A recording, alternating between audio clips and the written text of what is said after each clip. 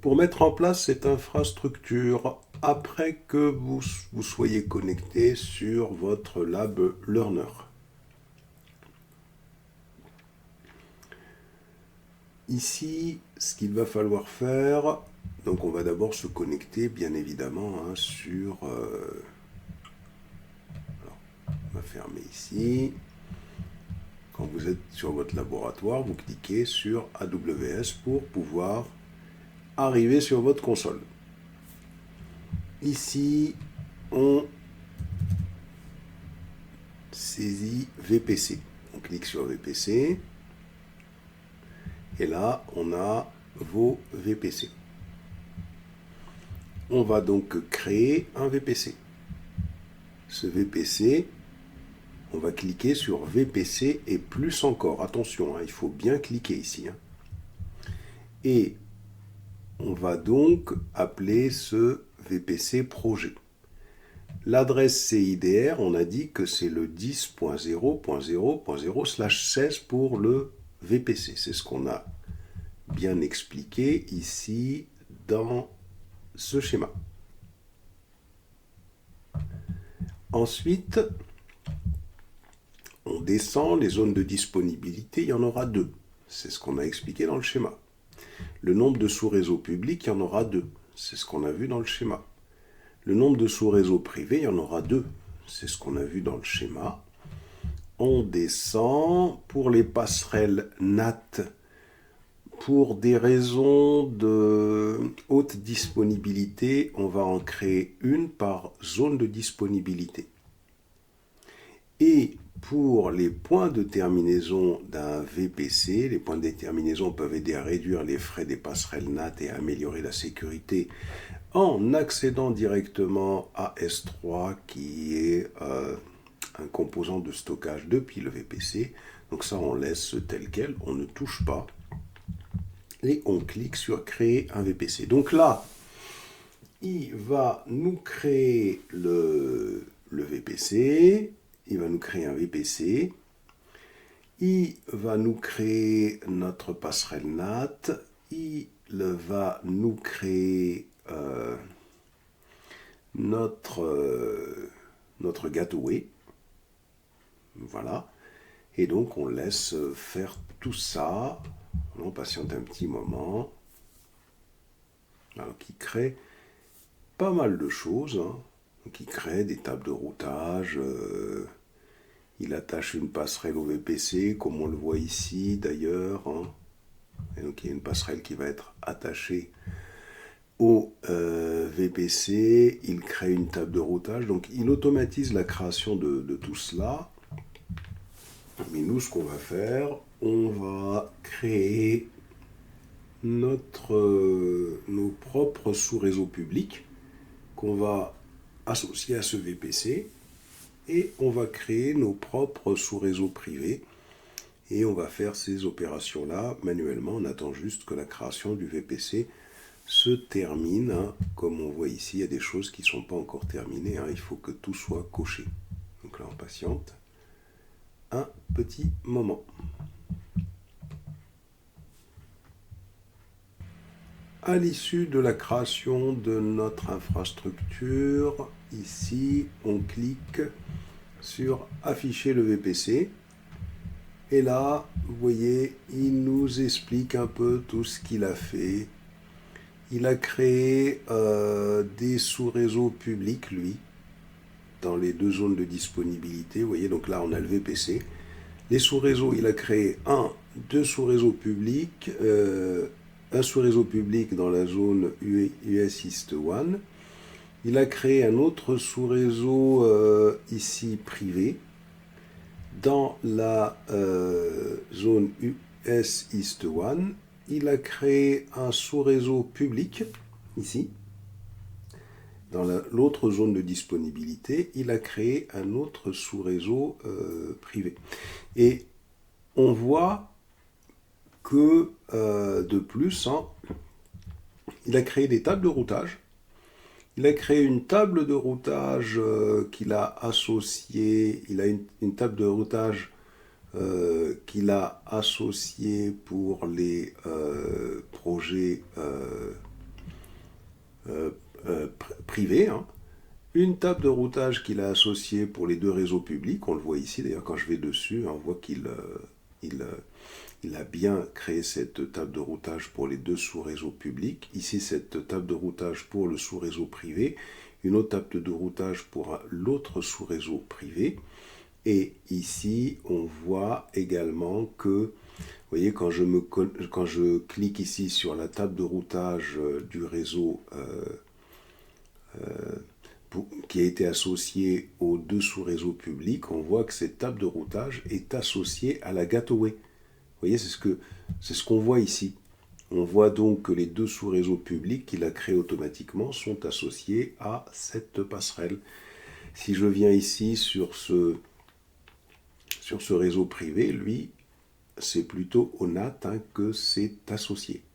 Donc, on voit que là, il nous a généré un certain nombre de sous-réseaux, mais nous, on souhaiterait maintenant pouvoir créer nos propres sous-réseaux dans ce VPC. Donc, pour ça, on va aller sur vos VPC.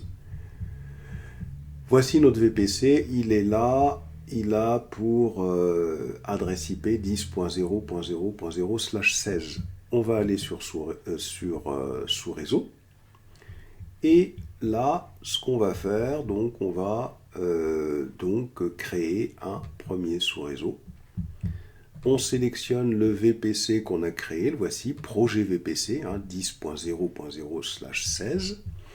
Ici, on va avoir un subnet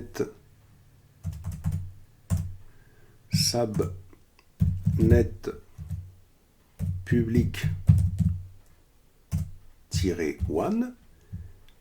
Ici, la zone de disponibilité, on va faire US East 1A, par exemple. Pour le bloc d'adresse CIDR du VPC, c'est bien celui-là. Et ici, on avait dit qu'on allait mettre en 10.0.32.0/24. C'est ce qu'on a fait dans notre schéma pour ce premier sous-réseau public. Si on vient ici pour le voir, 10.0.0.32.0/24 pour le premier sous-réseau public. Donc c'est ce qu'on fait ici et on va cliquer sur créer un sous-réseau. Voilà, il nous a créé le premier sous-réseau public. On va en créer un autre. Allez, on clique sur créer un sous-réseau public, on sélectionne le VPC que l'on a créé ensemble et ici on va l'appeler public. Je pense que c'est comme ça que je l'avais appelé. C'était public, c'est ça. Public-subnet-02. Ici, la zone de disponibilité, on va en prendre une autre, la US East 1B, c'est ce qu'on avait fait dans le schéma. Le bloc d'adresse, c'est 10.0.0/16, on ne touche pas. Et ici, on avait 10.0.33.0/24. Et on clique sur créer un sous-réseau. Voici le deuxième sous-réseau public. Donc maintenant, on a créé ces deux sous-réseaux publics. On va aller créer les sous-réseaux privés à partir de 34 jusqu'à 35. On y va. Créer un sous-réseau. Ici, on sélectionne un VPC. Le voilà. Projet VPC. Le subnet, on va appeler ça private-subnet-01. La zone de disponibilité US East 1A. Le bloc d'adresse pour le CIDR, le VPC ne bouge pas. Par contre, ici, ça va être 10.0.34.0/24. On clique sur créer un sous-réseau. Et enfin, private, là je me suis trompé. Vous voyez, on peut modifier ici, private, comme ça. Et on va créer un autre sous-réseau. On sélectionne un VPC. Et là, on va créer le private-subnet-02. La zone de disponibilité, c'est US East 1B. Ensuite, ici, pour pas se... La souris a du mal. Voilà, donc là, j'avais choisi le VPC. Et là, le bloc CIDR 10.0.35.0/24. Et je crée le sous-réseau. Voilà. Donc, j'ai le VPC, j'ai les zones de disponibilité, j'ai créé les sous-réseaux. 1, 2, 3, 4 sous-réseaux. Maintenant, je vais créer la table de routage que je vais affecter, les tables de routage publiques déjà, que je vais affecter au sous-réseau public. On y va, table de routage. Je crée une première table de routage. La table de routage, je vais l'appeler public table. Je sélectionne un VPC, le VPC qu'on a créé, le projet VPC, et je clique sur créer une table de routage. Une fois que cette table de routage est créée, ça veut dire quoi? Ça veut dire que j'ai créé la table de routage qui est ici. Maintenant, je vais lui associer une route par défaut qui indiquera que que cette route 0.0.0.0/0 sera associée, enverra les paquets vers la gateway et sera associée aux deux sous-réseaux publics qu'il y a ici. On y va, hop, on vient ici, et là je clique sur associer. Alors d'abord je clique sur route. Je vais ajouter une route par défaut. Je clique sur modifier les routes, ici, clique sur modifier les routes, ajouter une route, j'ajoute une route par défaut, 0.0.0/0, et ici, j'indique que j'envoie ça vers une passerelle Internet. La passerelle Internet, c'est celle que j'ai créée, projet IGW, ici. Je clique sur enregistrer les modifications. Donc ça veut dire que j'ai raccordé, j'ai créé la route par défaut dans la table de routage vers la gateway. Maintenant, je vais affecter cette table de routage au sous-réseau public. On y va, bien ici, voilà. Ici. Donc je clique sur association de sous-réseau. Association de sous-réseau, et là je vais tout simplement cliquer sur modifier les associations de sous-réseau. Et je vais sélectionner le public. Alors subnet public 1. Alors comment je les ai appelés? Alors voilà, je l'ai ici, hein, le 32. De toute façon on s'y repère. Hein. On a 10.0, donc on avait le subnet public 1, le voilà.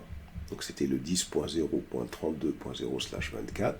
Ensuite le public subnet 02, le 10.0.33.0/24. Voilà, donc les deux sous-réseaux publics. Et donc voilà, donc là ça veut dire que j'ai créé la table de routage, j'ai créé la route par défaut vers la gateway, et j'ai associé cette table de routage aux deux sous-réseaux publics. Je vais faire la même chose avec les réseaux privés. Je vais créer la table de routage pour les réseaux privés. On y va. Alors, table de routage, créer une table de routage. Ici, je vais appeler cette route, alors route, je vais appeler ça, private route, ou table, je vais appeler ça private table. Je sélectionne le VPC projet VPC, je clique sur créer une table de routage. Ensuite, dans route, je vais faire modifier les routes. Là, je vais ajouter une route. 0.0.0/0, et ici, je sélectionne la passerelle NAT. Et là, je vais récupérer une des NAT que j'ai créées, hein, puisque j'ai créé une passerelle NAT dans les deux réseaux publics. Allez, je vais en choisir une, hein, tout simplement. Voilà. Et j'enregistre les modifications. Voilà. Ici, dans Association de sous-réseau, cette table de routage, hein, je vais l'associer au réseau privé. Je clique sur Modifier les associations de sous-réseau et je sélectionne les deux sous-réseaux privés et j'enregistre les modifications. Voilà, donc là maintenant, on a tout simplement, si je clique sur vos VPC, voilà, donc j'ai ce VPC là, sur lequel j'ai créé, vous voyez sur ce VPC, j'ai créé des sous-réseaux publics. Voici par exemple le sous-réseau public que j'ai créé tout à l'heure, celui-là et celui-là, qui sont associés à cette table public table qui est associée à la gateway. Donc on voit que ça nous a fait le schéma. Si vous regardez les réseaux privés, private subnet ici, celui-là et le private subnet ici, vous voyez que cette table privée, le routage privé leur associé et ça passe par la NAT qui est ici pour pouvoir communiquer avec Internet. Voilà pour la création de cette infrastructure.